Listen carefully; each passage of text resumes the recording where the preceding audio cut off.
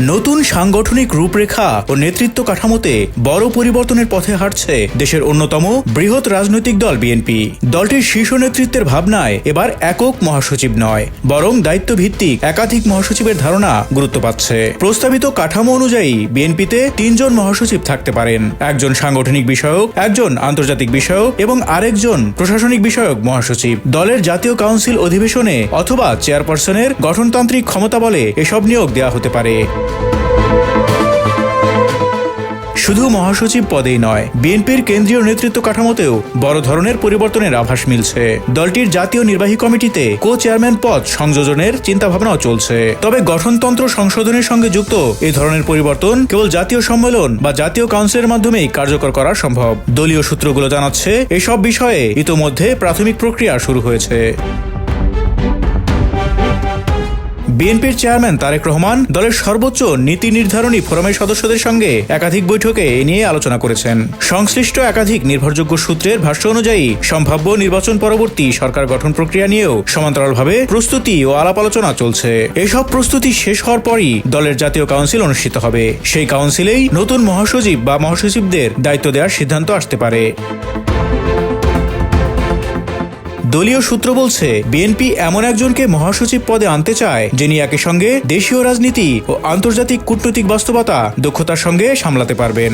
শোনা যাচ্ছে, ভবিষ্যতে যিনি মহাসচিব হবেন তাকে মন্ত্রিসভায় অন্তর্ভুক্ত করা হবে না। মূল লক্ষ্য হবে তিনি যেন পুরোপুরি দল পরিচালনা, সংগঠন শক্তিশালীকরণ এবং রাজনৈতিক কৌশল নির্ধারণে মনোযোগ দিতে পারেন। অর্থাৎ সরকার নয়, দলই হবে তার একমাত্র ফোকাস। নতুন মহাসচিব পদ নিয়ে দলটির ভেতরে নানা আলোচনা ও গুঞ্জন চলছে।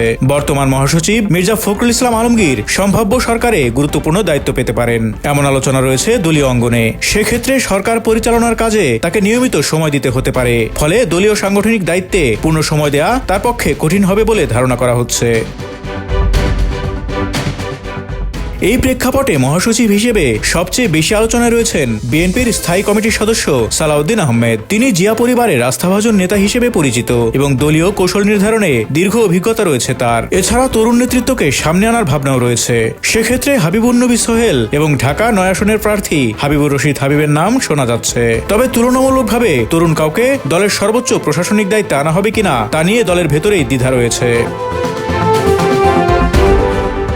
সালাউদ্দিন আহমেদের বাইরে সম্ভাব্য তালিকায় আরও যাদের নাম ঘুরছে তাদের মধ্যে রয়েছেন আমির খসরু মাহমুদ চৌধুরী, ইকবাল হাসান মাহমুদ টুকু এবং অবসরপ্রাপ্ত মেজর হাফিজ উদ্দিন আহমেদ। সবাই দলের গুরুত্বপূর্ণ পর্যায়ের নেতা এবং বিভিন্ন সময়ে নীতি নির্ধারণী ভূমিকা ছিলেন। এদিকে নেতৃত্ব পুনর্গঠনের পাশাপাশি বিএনপি তৃণমূল পর্যন্ত সাংগঠনিক কাঠামো ঢেলে সাজাতে শুরু করেছে। দলীয় দপ্তর সূত্র জানায়, মহানগর, জেলা ও উপজেলা পর্যায়ের কমিটি পুনর্গঠনের কাজ চলছে পুরোদমে। একই সঙ্গে দীর্ঘদিন ধরে আন্দোলন সংগ্রামে সক্রিয় থাকা ত্যাগী নেতাদের বড় পদে এনে মূল্যায়নের উদ্যোগ নেওয়া হয়েছে।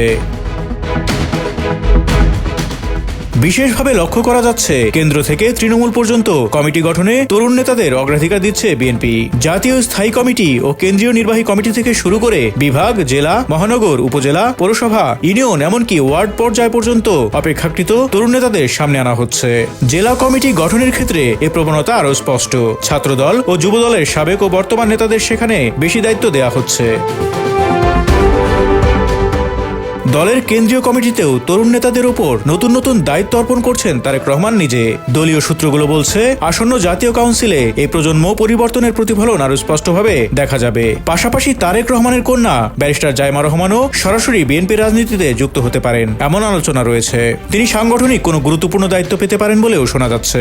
দলীয় নেতাদের মতে, গত ১.৫ দশকের বেশি সময় ধরে বিদেশে অবস্থান করেও তারেক রহমান কেন্দ্র থেকে তৃণমূল পর্যন্ত অধিকাংশ নেতার সঙ্গে সরাসরি যোগাযোগ বজায় রেখেছেন। ফলে কোন নেতা কোথায় কতটা কার্যকর, কার সাংগঠনিক সক্ষমতা কেমন, এসব বিষয় তার নখদর্পণে।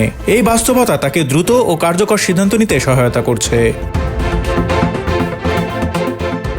বিশ্ব রাজনীতি, দেশের রাজনৈতিক বাস্তবতা এবং ভবিষ্যৎ চ্যালেঞ্জ বিবেচনায় রেখে বিএনপি এখন পরিকল্পিতভাবে তরুণ, কর্মঠ ও পরীক্ষিত নেতাদের সামনে আনতে চাইছে।